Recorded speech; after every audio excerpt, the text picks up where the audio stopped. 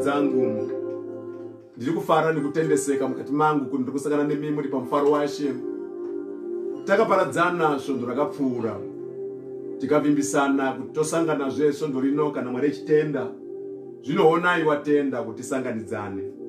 Mwari ngaakukomborerei ndichisangana nemi muri kumacontinents enyu, kunyika dzetinokuwanai muri, tichisangana nemi muri different cities, tichisanganidzana nemwi muchimboona chiso changu pamunoramba muchenza ushumiro dzangu paWhatsApp musikazivi kuti munhu yakamboita sei, asi mufaro wangu kuti ndikuratidze chiso changu uye tichimboonana Mwari chikuropafadzai. Nokutendai takakomborerwa zvakanyanya svondo rakapfuura, tikaona shoko raMwari rikatiwandudza rikatikwanisa. Nhasi tiri kupfuurira pamberi neshoko raMwari rino, neshoko retiri kuda kutisanganidzane naro zvichaverengedza zvakare shoko raMwari. Tichaona nhasi kubva kubhuku ramadzimambo wechipiri chapter number 6 chatangira pavhesi number 8 tozoenda pachapter number 7. Tichangonokora magwaro mashoma ari ipapo. Tapedza nemagwaro iwoyo tobva taona kuti ngaatsanangura seiko. Ngatipiwe kuverenga chiverengo chezuva ranhasi. Mwari akuropafadzei. Thank you. Kwaripo munhu muverenga tiverengere Madzimambo 2 Madzimambo chapter 6 verse 8 to 15. Zvino mambo weSiria wakarwa navaIsraeri. Akarangana navaranda vake akati, matende angu anofanira kudzikwa pokuti nopokuti. Zvino munhu waMwari ndokutuma shoko kuna mambo waIsraeri akati, chenjerai murege kupfuura nopokuti, nokuti vaSiria voburukira ipapo. Ipapo mambo waIsraeri akatuma vanhu ikoko kwavakaudzwa nokunyeverwa nomunhu waMwari, akazvingwarirapo, asingadaro kamwe nakaviri bedzi.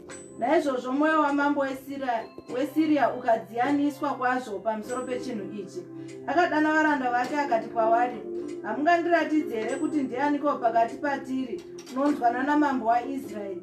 Mumwe wavaranda wake akati, kwete ishe wangu mambo, asi Erisha muprofita uri pakati paIsraeri ndiye unoudza mambo waIsraeri mashoko amunotaura muimba yenyu mukati. Akati, endai mundotarira kwaari, nditume vanhu kuzomutora. Akaudzwa zvichinzi uri paDhotani. Naizvozvo akatumirapo mabhiza nengoro nehondo huru, vakafamba usiku vakakomba guta. Zvino muranda womunhu waMwari wakati amuka mangwanani akabuda ndokuona hondo namabhiza nengoro zvakakomba guta. Muranda wake akati kwaari, haiwa tenzi wangu, tichadiniko? Chapter number 7. verse number 1. Chapter 7 kubva paverse 1 kusvika pa5. Elisha akati, inzwai shoko raJehovha. Zvanzi naJehovha, mangwana nenguva ino chiyero chimwe choufu chakatsetseka chichatengeswa neshekeri rimwe, nezviyero 2 zvebhari neshekeri rimwe pasuo reSamaria.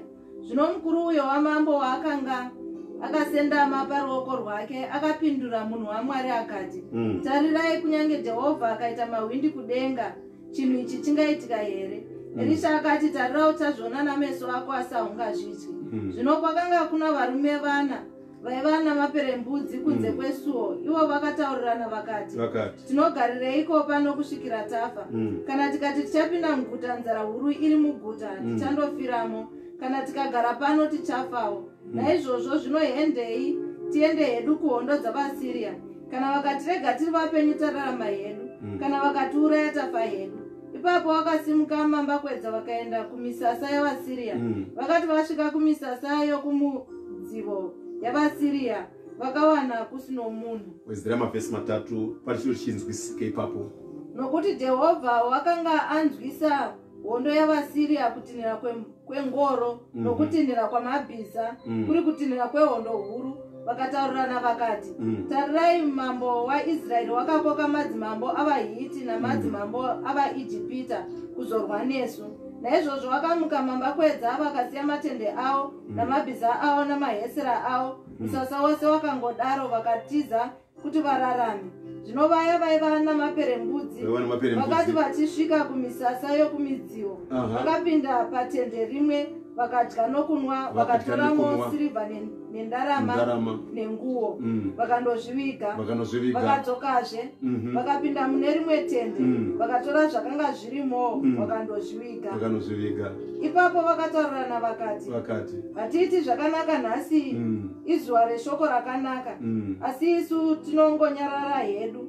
Kana tikanonoka kusvikira kwaedza, tichavingwa nokurohwa. Naizvozvo hendei zvino tinoudza imba yamambo. Mwari akuropafadzeni kuerenga kwakanaka. Tinotenda panguva ino yetinayo yemasikati ano. Apo ndiri kudzokera kwamuri zvakare ndakatakura shoko raMwari. Ndinotenda sondo rakapfuura takataura nyaya yanga ichiti izvo, pane akatungamira mberi kwako nemashoko asiwo. Nhasi uno ndiri kutaura mamwe mashoko ari kuuya ari kutaura achiti izvo, uchazviona asi haungazvidyi. Mazuva ano upenyu uri kutirwadzei. Ndinotenda kuti mari haisi kubatika kunyika dzakasiyana siyana nekuda kweikonomi isina kumira zvakanaka kunyika dzese. Hakuchina kuti iyo neyoyo, kwese ikonomi dzenyika dzese nedzetinomboimba nadzo dzine mari, nyika idzodzo hadzichina mari.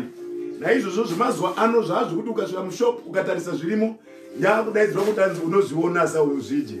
Kuzviona zvirimo, unozviona zvirimo, chekutoresa ndo chakuramba. Zvoti ukazviona unozviona asi hauzvidyi, unozvisiya zviripo. Aiwa, regai nditsanangure nyaya ndotanga nayo pano. Pano pari kuratidza kuti panga paina umwe mambo wanga ariko weSiria. Mambo weSiria uyu aiva nesara izizvo, Ben-Hadad. Mazita amwe ariko arume ekuti kana akataura kuti mazita avo mazita makobvu kwazvo, mazita ane simba. Naizvo pane zita rauya pano raiti mambo weSiria anga ichizvo Ben-Hadad. Ben-Hadad mambo weSiria anozi nebhuku zvino wakati rimwe nguva achirangarira achida kwazvo kurwa navaIsraeri, akaronga tsoro dzake dzekuti neintelligence dzake dzenyika iyoyo, vakomana vehondo, the intelligence yake ikagara ikati chokuti nechokuti, aiwa nekune kudorova vaIsraeri, rwendo rwotowagadzika pasi. Vari kudaro, varida kufamba vakadai, vaishamisika kuzoona iya Israeri waenda the other side, azvida kumudirira. Next time futi akadaro, akaronga neintelligence dzake, tode kudai netekudai, akaona zvisikasa budirira zvakare. Paari kuramba echidaro, nozwa zvakaitika kairi nekatatu, zvichienda pamberi, zvichiramba urongedzwa hwake hwanga husi kuzobudirira. Dongotaura kuti urongedzwa hwake parwendo rwuno hausi kuzobudirira. Tina Mwari unogara nesu, Mwari unotirwira pazvino zvese. Echipedza kudaro, Ben-Hadad anoti inya haisi yegai, mambo weSiria haisi yegai. Pane pakati pedu pane mutengesi ari pano. Pane mumwe munhu ari kuratidza kuti tikarangana muno iye ari kuda nerweseri kwaita mutengesi. Dai wanga uriko mazuva ehondo aizoti pakati pedu panenge paita mutengesi. Ndobva ataura zvikati ndiani ari kuenda kunotaurira mambo waIsraeri. Mumwe murume ndobva azoti mambo, ndapota pasaona munhu anodisappear pakati pedu apa mungafungira ndiye ari kutamba nyaya iyoyo. KwaIsraeri kune murume ariko anozi Elisha. Elisha ndiye muprofita wavo, ndiye anoti iye anozwa zvinotaurika nemba yenyu yemukati. Zvorauri kunyange muri mumba yenyu yemukati nemudzimai wenyu mukangotaura nyaya dzine chekuita nehondo chete, iye ane tsika yekuti nzeve yake inopinda mubedroom, inopinda mumachambers asikatarisirwi, inopinda mune dzimwe nzvimbo dzemusingatarisiri kuti dzinopindika.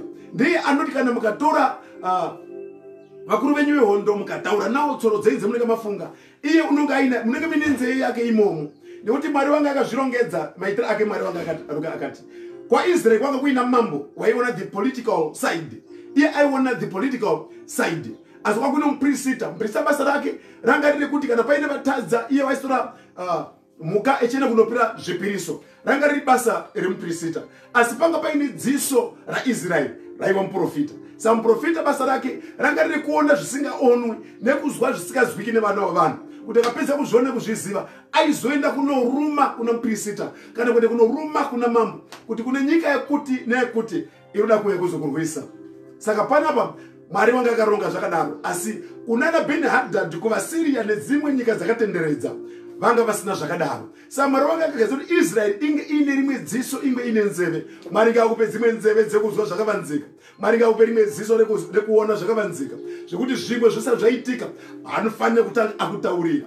Saka Ben-Hadhadhi arongedza mambo weSiria wavhiringika. Ndo zviri kuitika.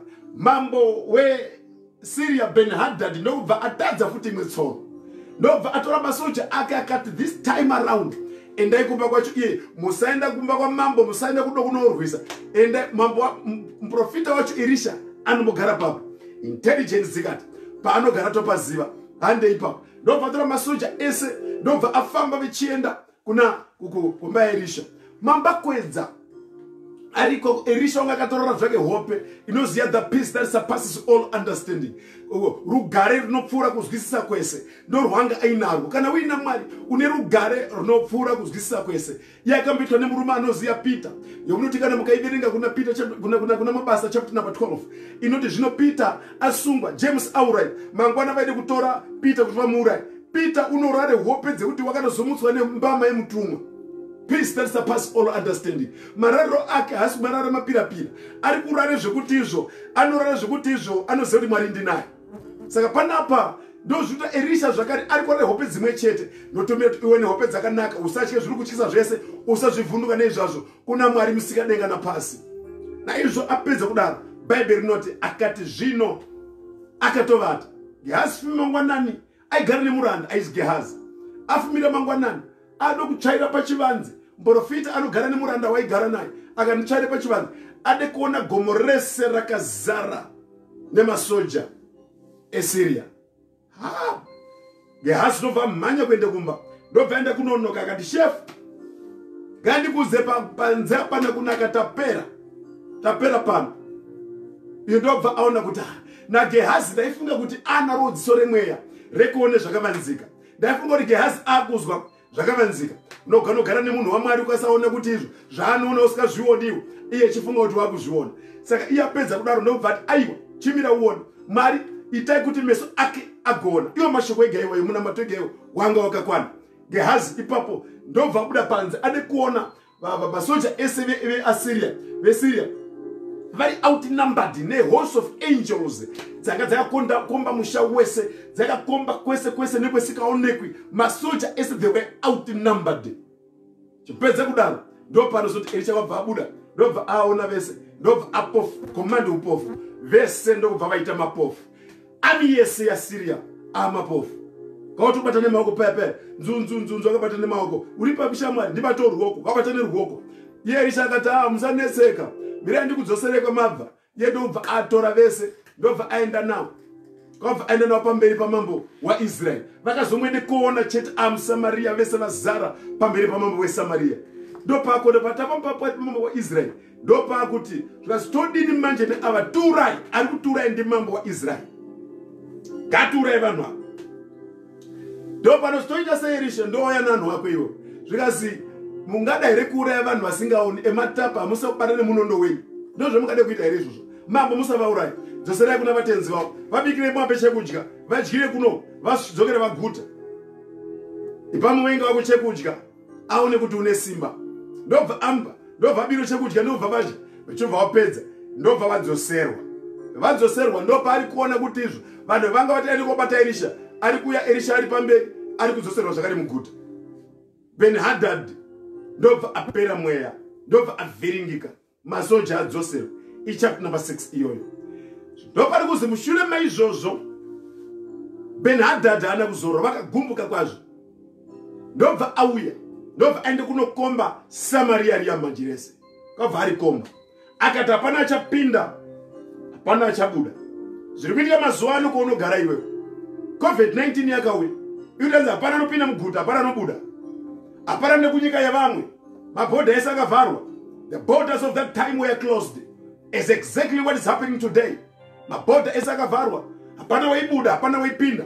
Zvirova kuti economy, market, commerce was down. Everything was down. Pachina, vanorwara unorwarire ma, hakuna chipatara chinopindwa. Hapana kwavaienda. Vari kuona zvakadaro. They were now, other way, they were now quarantined in the city. Vanga vagara vari muguta. Havachabvumiri kubuda kana kupinda. Asi vachigara vakadaro, Bhaibheri riri kuti zvino vakavhiringika kwazvo. Mambo ndobva agumbuka. Vanhu ndobva vadya, vakatanga vachatore zvavakanga vakambochekerwa zviri mumafiriji zvakazvimbori mupi kusvika chikafu chese changa chazopera manje. Chikafu chese pachina, chikafu chapera. Kusvika vanhu vakutanga kutengese mbudzana dzanga dziri muguta. Unoziva mumaguta mumwe mune mbudzana dzirimo nezvakadaro, ichibaya vese vichidya nehuku dzikapera. Pedza pamusoro peizvozvo, kusvika vanhu vakwende kunotora madhongi, nyama yembongoro, uraiwa yese vanhu vakauya. Kusvika Bhaibheri razongoti pachete kosti yemusoro wedhongi. Musoro wedhongi wanga vakutengeswa.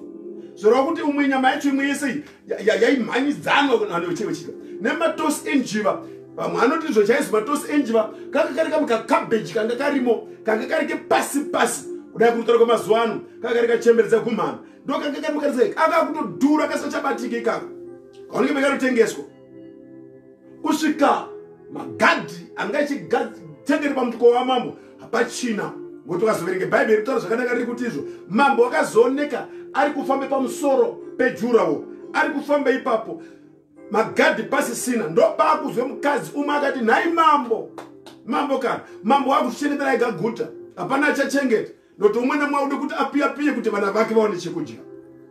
Mukadzi ndobva asumuka zvikazi nhai mambo, muruti mwachifamba ipapo tine nyaya panapo, mwaifanira muchitonge nyaya yakaitika panapo. Nekuti izvo nezuro mukadzi uyu wakati ngatidye mwana wako, nhasi todya mwana wangu, manje nezuro takadye mwana wangu. Kudye mwana, kuuraya mwana. Amhenoti wakamubata akatarisa pai. Ini ndakadzidza kuti wachida kuona kugumbuka nekuvhirika kwemukadzi, anoti izvo ndinofa nemwana wangu.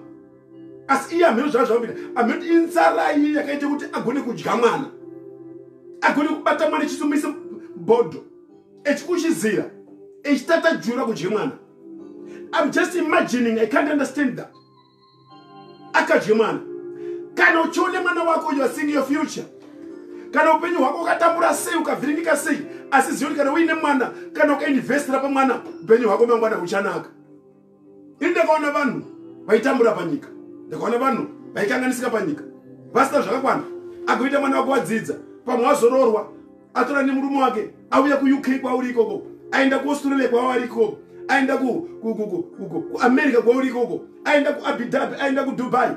Kuzopedza mai vacho vakuzi chimbouyai kuno, mai vasina kumboziva paairport, vaine manga. Ndakazoona vanhu vakamira paairport, kambuya karimo kari kwenepo kasingazivi nekuti kakabereka.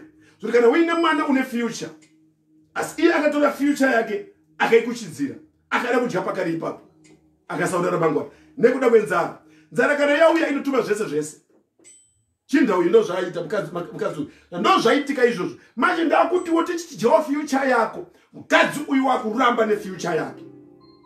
Mambo kani musafamba musoro apo, ndopanozina mambo zvikazi vamwe Mwari ngaandirove arambe echidaro. Kana musoro waElisha ukaramba pamusoro pake, mambo ari kupandukira muprofita nekuti ari kuti nezuro masoja atikomba ndo wakaregedza chitadzoke angambuye pamberi pedu ano ndo wakati ngadzoke ndikakuteerera inoone zvakuitika anhu akudyana nevana varimo nekuti iwe wakataura ndikazwe mashoko ako iwewe ndikakuteerera wana Elisha inoona zvakuitika manje wona vanhu vakutambura wona vanhu vachina mabasa wona vanhu vavhiringa vachina mari dzevainadzo until when Elisha kana that's why mambo akatasana naElisha ari kuti Elisha ndo akaitaura naElisha ndobva atuma vanhu vakaenda kwari arusatsi ende amunomuuraya Elisha auya aona kuti vanhu vakuuya ndopataura mashoko anotizvo ndichanyararirei regai nditoprofita. In other words, Elisha ari kuti izvo kana Mwari asina kutaura ini ndikataura china profita chinoitika. Let me speak out. Kana Mwari anonoke kutaura ini regai nditaura zvikazi mangwana nyaya izvo yaya mangwana because ndikanonokera mangwana ndinenge ndafa inini. Profita wakuchira upenyu hwake wakuchira upenyu hwake wakuda kuuraiwa nemachinda amambo zvikazi izvo mangwana chaiye iye mambo wati izvo kana musoro waElisha ukarambori pamusoro pake nekuti ndiye akanditaurira kuti izvo regerei masoja manje masoja akaendeswa gare abva adzoka abva agare pamunhu ende haana kuzotiyeuchidza kuti masoja aya akudzoka futi inoonai manje hatichagoni kubuda hatichagoni kupinda commerce is down everything is down anhu vakudya zvese number 1 number 2 chaakuitika zvakare vanhu vakudya zvese kune zvakare kuti izvo kutori nemwana wabuda kuda kuri mupepa ari kubuda kuti adyiwa satoita sei anzo kudaro ndobva aende kuna mambo zvikazi mambo mangwana nenguva inoi pagedhi penyu apa pachatengeswe hufu wakatsetseka uchatengeswa nemari yanga iri pasi kudai kuri kutaura kwemazuva ano kuri kuno kuZimbabwe zvaizoti hanzi pagedhi apa panonga panotengeswe flour 50 kg ichatengeswa ne2 bond kunzira kwemari vakadaro ndokunoti uyu mudharanga akagara paakatarisa echirinda pamusuwo wamambo ndopaakaseka kaubva aseka zvikazi kunyangwe denga iro rikanyavhura mahwindo aro zvese rikavhura zvakadaro hazvii zvakaitika paataure kudaro ndopanozine muprofita ndobva agumbuka unoda kudiscourage mashoko endataura zvikazi uchazviona asi aungazvidye ngoti auna kuzvitenda zviramba chazviona zvichiitika asi auzvidye iye ndobva aseka pari kuzo ipapo nekuti mashoko ataurika pane zvakaitika pane mafungo akauya kune varume vanga vaine maperembudzi tamboparidza nyaya yemaperembudzi changa chiri chirwere chainetsa iyo zvimazuva nokuti COVID-19 asi nguva yekwakuti chirwere chakanetsa chiri chemaperembudzi chakaipa kwazvo chaikugeza minwe yese iyi chaigeza mapfupa aya kusvika munhu wakukonyara usina chinhu munhu waRome waiti kana chikakurowe zvakanaka kana wakubvisa bhutsu unobvisa uchiguma zvikunwe minwe yaigumwa uchidonesa pasi apa yaamburwa nemaperembudzi yaidya miromo iyi waisarawo nemahafu emiromo chachisina kumira zvakanaka wakaberekwa zvakanaka waisarawo chembera vanhu vakuziva kuti wakasangana nacho chaiuraya chaiparadza chachisaunaka chaitambidzanwa zvinoita coronavirus kuti inokwanisa kutambidzana ndopanga chakaita ichocho chanetsa nguva chakatsviriridza nyaya yekuti zvirwere zvinomutsviriridza ina kutanga nhasi nenguva iyo yana Elisha kwaiva nechirwere chemaperembudzi ndopari kuzine bhaibheri zvino komana vanga vari maperembudzi vari quarantined vakabudiswa muguta havasaita quarantined vari mudzimba nokuti waizoti kana ukaona vanhu vakuuya waidaidzira kuti handina kuchena rutatu kana rurongomuna kana runa kuti ari kuuya newe aine nemwe nzira vaiuya nechikafu aingouya usiyasiye pachigwenzi omhanya kudzoka iwo manje waizomhanya uye ipapo mwenye motora kana mapedza futi waende kunosiya pachigwenzi iwo vouya hamusaifana kukwasisana hamusaifana kuone kuti chaitapukira zvinoita coronavirus zvino maizvo bhaibheri riri kuti vakomana vakafunga vakati tichagariri pano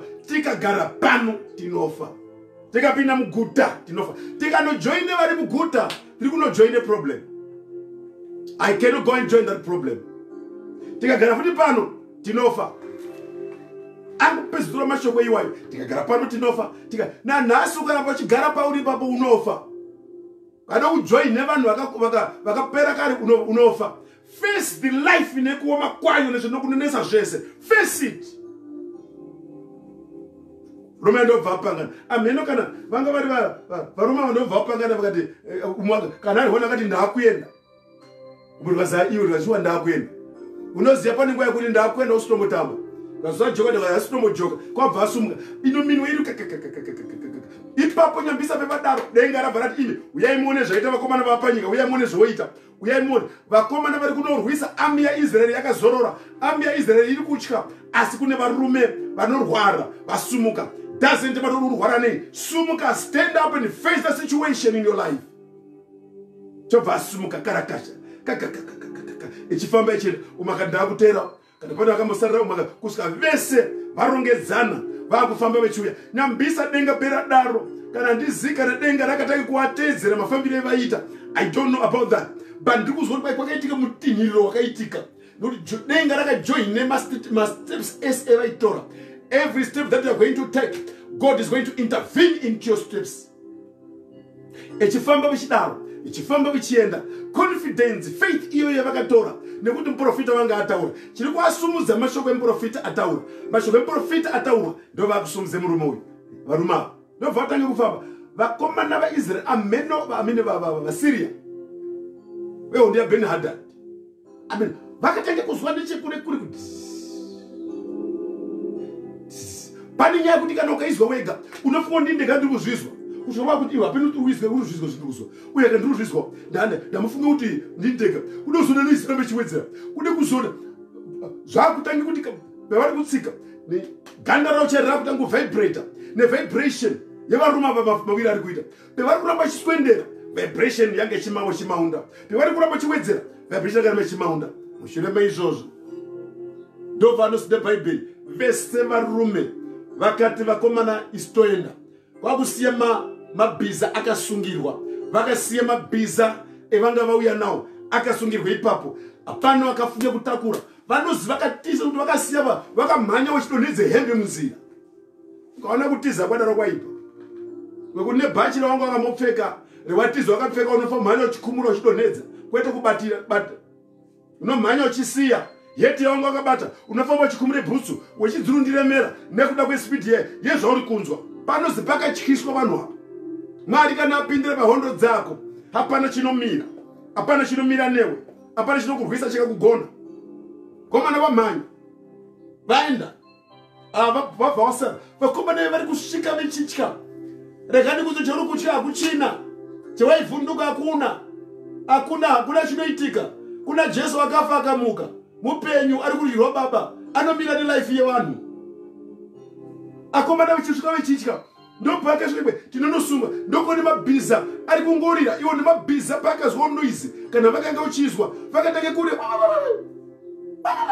aripa hakuna kwekuenda.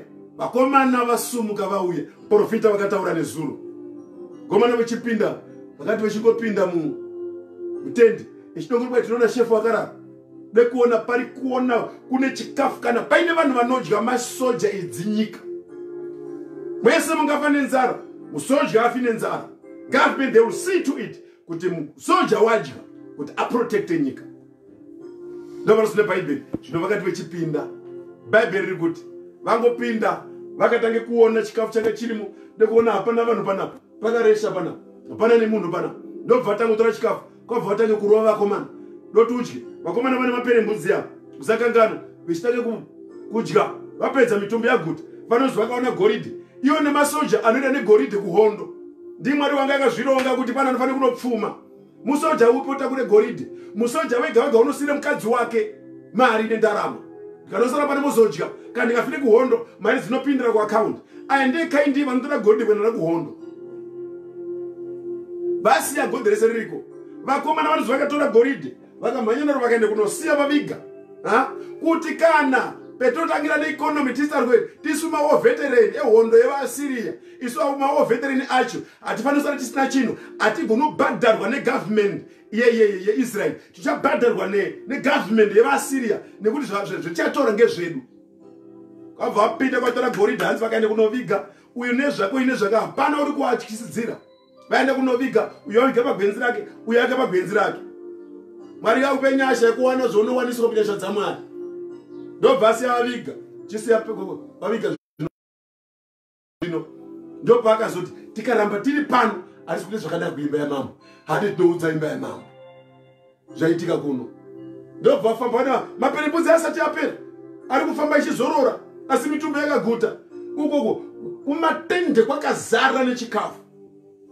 Ndobva afamba uchienda kumba yamambo. Chopinda. Vaya varume vanga vasikadikani ndovakupinda, ndovakuuya nekuti vane zwi rakanaka, vane shoko rakanaka. It doesn't matter vanhu vakugamuchiri, it doesn't matter vanhu vakamira sei, as long as watakura chinokosha vanhu vachakutambira.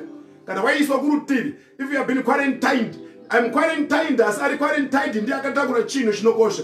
Saka pendo cha quarantine wa ndiani? Mutendere yawe. Chobva wafamba varume chita sei? Vechuya. Wafamba, wabva usho kwa mama. Lazima akomana kwa akushina vanhu bauka. Zvikaza kunyeperwa ndiwo. Vanhu kana wapinde problem yakawanda vane nguva yekusatenda kundoya mukati mavo. Kaza kusitenda izvi. Vanhu vakawanda vakomana. Dai zvikazi COVID-19 yapera, vanhu vanoramba vechiti vasikatendi kuti yapera nekuti mukati mavo makapindwa nekucha vakawanda. Chipedza vachidaro, Bhaibheri riri kuti izvo. Vakaenda vakatera. Masoja anga asara, tukatume masoja asara aende kunoona. Kwabva mhanya kutera. Kutera kude kuona mune mabhachi akasiwe munzira. Ndo vakazonongwa nevakomana masoja anga atera. Ndobva atorawo izvozvo. Safuko kuti mabhera akabvepi ndokwe zvakabva nofunga. Ndokumhanya uchinonga zvese izvi zvakazvirimo echisa wechienda nazvo. Takura zvese chero. Bhutsu dzasiwa nekumhanya kuti kwaindiro. Vanhu vakazongona vazodzokere Syria kuti vakafamba sei kwazi amen. Tazongona wasvika. Twakuine chaitika Mwari kana apindira pahondo dzavo. Mwari ngapindire pahondo yosanganidzana nayo. Mwauri ngamubve kutya, tenda uzive kuti Mwari unewe hakusiye. Bhaibheri rinoti izvo. Zvino zvakaende kunotorwa zvese zvikauya. Fume mangwana zvikasamaria rese, uyai mutenge chikafu chaita sei. Fume mangwana ndokuona vanhu ndokuuya. Mukuru uya akanga atizvo dai denga rikanyavhure zvakadini. Kapanda zvakaita. Denga rakati atombovhuri zvekunoba, tinovhure zviri ikoko. Tikavhure zviri ikoko munotambudzika nekudya. Vanhu zvaungana masoja aya kuda kubata vanhu kuda kuti vanhu ndobva atsikirana because muguta mune nzara. Mati 50 kg ndiyo mari. 10 kg kunoku kwane mari iri kucosta. Iri kudhura. Asi aya manja ari konoti 50 kg $2, 2 bond. Ndobva mhanya vari kumhanyidzana musharuka yakuda kuti mira ikaniswendera vanhu akati kuswendere kupi chikafu chiri pana. Ibva padhoi ipapo. Unoti vakomana muri kundura zvazifa takafakara. Vakomana vabva mupfanyirira pasi. Unoti vakomana musazvikuda kuti pamuri yako inosara yega zvikazi dzakafa kudhara. Vabva mupfanyirira. Pedza tazo kudhara pachino zvikazi dhozai misoko. Ndai mobika tipe chikafu chiri mukatumbu. Takafa nenzara kudhara. Uchazviona sauzvizvi. Kana ukasatenda vhangeri yaJesu denga uchariona but auripindi. Kana ukasatenda vhangeri iyoyi, kana vari kunyepa kuti uparidzana ko denga richaoneka richipindwa nevanhu asi uchariona usikaripindi. Chazviona sauzviji. Vemangwana ndokuona zvashanduka. Masho wangu waona ari kuti izvo anaro zvidaro kwauri kuti ugozviona rigozvidya. Ndokuti urione richipindwa kwerenge vamwe uchiripinda iwe wacho. Usaone vari kupinda ungoriwo wacho uri kupinda mukati maro. Ungori upinde mufaro washi. Bani basa rakapera pamuchinjikwa. Jesu akazvipedza zvese. Kuti matambudziko edu ese achapera. Nhasi ndipo tine matambudziko. Tine quarantined. Tine matambudziko zvisufamba zvakanaka. Asi zvino zvakadaro. Maringamire noupenyu hwako. Ngakusimbise. Ugozviona ugozvidya. Hanzi uchazviona sauzvidya. Nokuti waramba kutenda. Hauna kutenda message. Hauna kutenda mashoko aya. Chazviona hanzi uchazvidya. Mwari ngawene zora nhasi. Ngakukomborere. Ngakusimbise. Utende message ya Jesu. Believe the message of Jesus. The message ya Kristo Jesu. Zvese zvichapera. Aya ese tiri kuona anongwa zviratidzo. Utonga hwekudzoka kwaKristo Jesu wakuoneka. Jesu wakuuya. Ngandisvikire nokusvikira takakwanda pamandisha dzake. Paroko rwake rune simba. Tisvikirwe naye. Tichitenda kushoko rake. Anomboitaura. Udaluku 18 verse number 8. Kana mwanakomana wamunhu echidzoka achawana kutenda here. Achakuona here uchitenda iwo. Rumo haana kutenda kuti mashoko atari nomuprofita ndo mashoko ndiri kuuya nawo. shoko raMwari rakauya, muprofita mukuru wakauya, ndi Jesu Kristu, ndiye mwanakomana waMwari, anana mutenda apono, waramba mashoko ake aparara, atenda mashoko aJesu aponeso. Do you believe the message of Jesus? Are you believing? Have you received Jesus as your personal Savior? Have you received Him? Are you a child of God? Because why can't you come to Jesus right now? He loves you. He's asking me to ask you to come back to Him. Arundikumbire ndikukumbire kutudzokere kwaari. Haanga uye kutaura ega. Akasiya ite basa pamuchinjikwa. Akatuma inini. Daidza amwe ako. Ndokudaidza nasi. Jesu anokuda. Kuti ugozvona kuzvidya. Kune nhaka iri mberi uko. Kune nhaka yatakagadzirirwa. Kune nhaka yechokwadi. Kune upenyu hwaMwari. Have you believed Jesus? If you not, why can't you do it now? Salvation is a matter of urgency. Nasi kana mwizwa shoko rake, musaomese moyo hayo. Nasi kana mwizwa shoko rake, musaomese moyo. He's calling you. Why can't you believe Jesus right now? Kana bachiramba. Charona denga sauripindi. Chazviona usauzvidya. Akazvona mukuru. Chikafu chaungana. Anozochidya. Ukachisira vaitera. Kana zvakapaitika kuti vakari. Nandasi akasiyirwawo. Tidzidze pazviri. Tizvione. Ingowana nhasi. Tinde kuna Jesu. Atina rimwe vhangeri tinoparidza. Ngekuti kunyika yetiri kuenda nouya. Mwari ngauendewe. Ngakukomborere. Usiku zvakanaka. Sondo rinouya usandishaya. Ndinenge ndiri pano zvakare. Handisi kurega kudzokera kwamuri. Kuti rambochida kushoko raMwari. Wenyu, Pastor Eimashezha. Ndinoti, bye bye. Sana vikira kutera.